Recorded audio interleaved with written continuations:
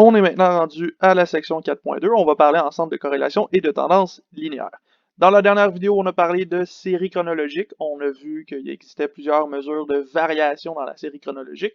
Et avec ces variations-là, avec ces mesures de variation-là, on était capable d'aller évaluer l'évolution, ou d'étudier plutôt l'évolution d'une variable statistique dans le temps. En réalité, ces variables statistiques-là, on était capable d'évaluer le passé, donc ce qui était arrivé dans leur passé, dans leur historique statistique. Maintenant, on va plutôt essayer d'aller analyser le futur de nos séries chronologiques. Donc, un peu comme Nostradamus, on veut prédire l'avenir, mais nous, on va pas utiliser une boule de cristal ou des rituels obscurs, on va plutôt aller chercher ce qu'on appelle de la corrélation. En statistique, ce que ça représente, la corrélation, c'est lorsque une variable a un lien avec une autre variable. Donc, supposons que la variable A est liée à la variable B, ben, on pourrait prédire l'avenir de la variable B si on connaît déjà l'avenir de la variable A. Il va être possible de faire ces prédictions-là à l'aide de calculs mathématiques et c'est ce que nous, on va faire dans cette section-ci. Évidemment, il existe beaucoup de types de corrélations. On pourrait avoir de la corrélation linéaire, de la corrélation quadratique, de la corrélation exponentielle, de la corrélation à plusieurs variables, mais nous, ce qu'on va faire plutôt, c'est de la corrélation linéaire. On va y aller avec la corrélation la plus simple du lot, juste pour commencer, pour s'introduire à la prédiction statistique. Mais attention, il faut amener un bémol à ce qu'on fait ici. On fait de la corrélation, pas de la causalité. Il faut faire attention qu'une variable soit corrélée à une autre, ça ne veut pas dire qu'elle est causée par celle-ci. Ça veut dire qu'il existe un lien statistique au point de vue de ces deux variables-là, mais on ne peut pas dire que la variable A explique complètement la variable B. Pour faire ça, il va falloir qu'on définisse deux notions. On commence par définir des variables indépendantes. Et là, faites très attention ici, le pluriel est super important. Tantôt, on va l'avoir au singulier et ça va vouloir dire quelque chose d'autre. Donc, variables indépendantes, deux ou plus variables indépendantes, ce sont des variables qui n'ont aucun lien entre elles. Donc, par exemple, la couleur de mes cheveux et la forme de la chaise d'ordinateur de votre meilleur ami, ça n'a aucun lien ensemble. C'est deux variables qui n'ont aucun lien, donc ce sont des variables indépendantes. De l'autre côté, des variables corrélées, ce sont plutôt des variables qui vont présenter un lien entre elles, donc une variable pourrait être liée à la deuxième et vice-versa. On se donne un exemple. Dans ce cas-ci, pour chacun des couples de variables qu'on va présenter, il faut identifier si les variables sont indépendantes ou corrélées. Supposons par exemple qu'on a le sexe d'un individu et sa réussite scolaire. Bien ça ici, c'est deux variables qui sont absolument indépendantes. Que vous soyez de sexe masculin ou de sexe féminin, vous êtes amplement capable de réussir à l'école et votre sexe n'a aucune influence sur la réussite scolaire. Si on avait plutôt la date de naissance d'un individu et sa personnalité, on parle un peu d'astrologie ici, encore une fois, c'est indépendant. Le fait qu'on soit né en juin n'influence absolument pas le reste de notre vie. C'est juste deux coïncidences c'est juste une coïncidence où deux événements se sont produits en même temps. Si on avait plutôt quelque chose comme le prix d'un objet et sa demande, là par contre, on a un modèle où les variables sont corrélées, le prix influence la demande et vice-versa. On est capable de trouver un lien entre les deux ici assez facilement au point de vue mathématique. On pourrait avoir le niveau de scolarité et le salaire d'un individu. Et là ici, nous on va y aller avec deux variables qui sont corrélées. Je sais que c'est pas le cas pour tout le monde, mais ça ce seront les exceptions qui confirment la règle. Typiquement, quand on a un niveau de scolarité de plus en plus élevé, on est capable d'aller chercher une tranche salariale de plus en plus élevée aussi. Donc, le niveau de scolarité et le salaire d'un individu sont interreliés ici. Il y a un lien à avoir entre les deux. On pourrait aussi parler du temps et du salaire d'un fonctionnaire. Donc, dans ce cas-ci, si on a un salaire horaire, bien évidemment, plus on travaille longtemps, plus on va avoir un salaire élevé. Donc, ces deux variables-là sont corrélées. Et on pourrait aussi avoir, encore une fois, le temps, mais cette fois-ci avec la couleur des yeux de votre boss. Ça n'a aucun lien. Il n'y a aucun lien statistique à faire entre le temps et la couleur des yeux de votre boss. Ceci étant dit, avec ces informations-là, on est prêt à aller définir le reste de notre corrélation linéaire. Par contre, un gros attention ici, je vais les mentionner tout à l'heure très rapidement, mais là on en parle un petit peu plus. Si vous trouvez un lien de corrélation, ça ne veut pas dire que vous avez un lien de causalité. Faites juste l'expérience suivante. Par exemple, le nombre de divorces dans le Maine aux États-Unis, c'est un nombre qui est corrélé à la consommation de margarine aux États-Unis. Je pense qu'on est tous d'accord pour se dire que la margarine ne cause pas de divorce. C'est juste un lien statistique qui existe.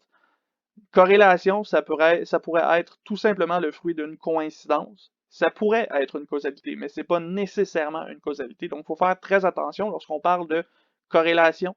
On ne parle pas de causalité directement.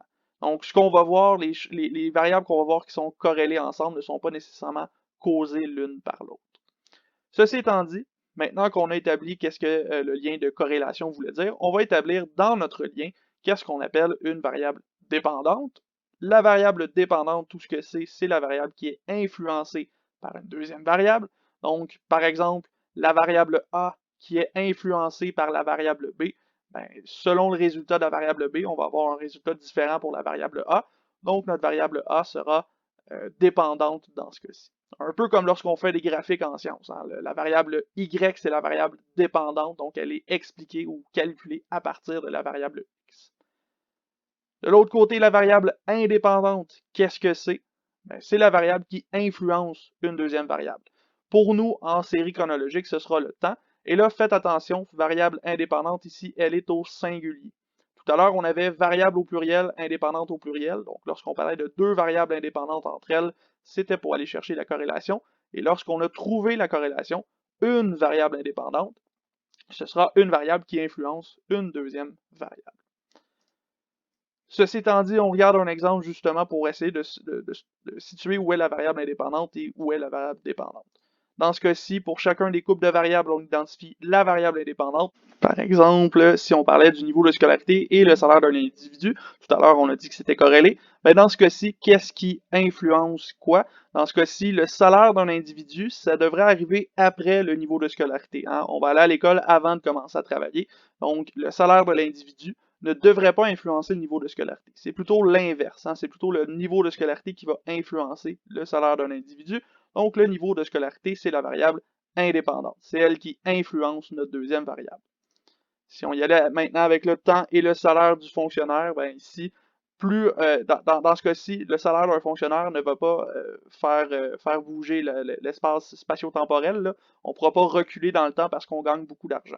Donc, le temps est nécessairement la variable indépendante dans ce cas-ci. C'est le temps qui influence le salaire de notre fonctionnaire. Et finalement, le prix d'un objet et sa demande. Dans ce cas-ci, on a un problème classique en économie. Le prix influence la demande, mais la demande aussi influence le prix. Hein. Les deux sont interreliés. Donc, dans ce cas-ci, les deux réponses sont possibles. Vous pouvez dire que le prix influence la demande ou vous pouvez dire que la demande influence le prix. En réalité, c'est un modèle statistique mathématique qui est très facile à inverser dans ce cas-ci. Ceci étant dit, il nous reste à définir comment est-ce qu'on représente notre situation dans un graphique. On va parler du nuage de points et ce nuage de points-là, on va voir qu'il va nous permettre notamment d'aller construire la corrélation linéaire, d'aller faire une droite de régression et de faire des prédictions statistiques. Donc, on définit le nuage de points comme étant un graphique qui représente chaque donnée comme un point dans un plan cartésien.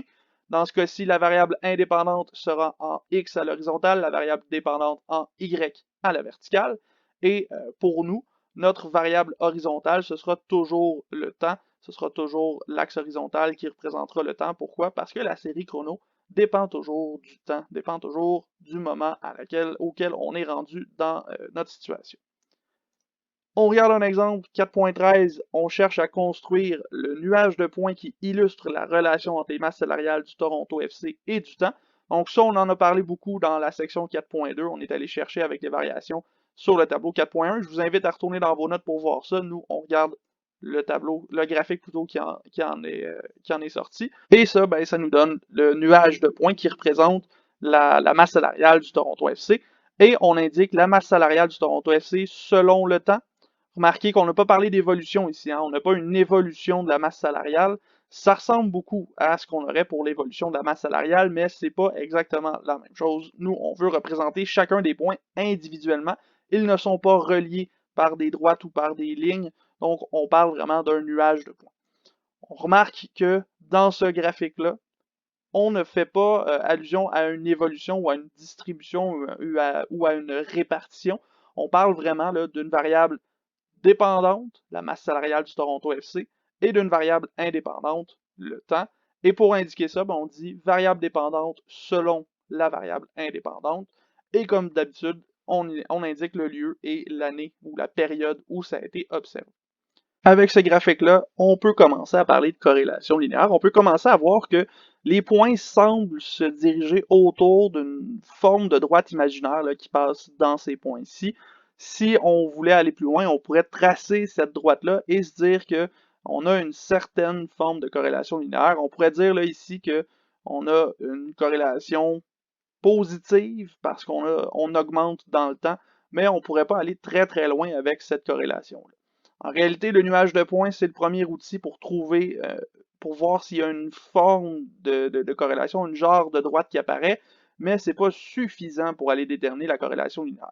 Nous, ce qu'il va nous falloir, c'est plutôt aller se calculer un outil, aller se calculer une valeur par rapport à ces points-là, qui va nous permettre de déterminer si on est dans une situation de corrélation très grande, une corrélation plutôt faible, une corrélation positive ou négative. Donc, est-ce qu'on augmente en même temps? Est-ce qu'on augmente à l'opposé? C'est ce qu'on veut faire dans la prochaine section. Donc, on se retrouve dans une prochaine vidéo avec le coefficient de corrélation linéaire, le coefficient R dans ce cas-ci.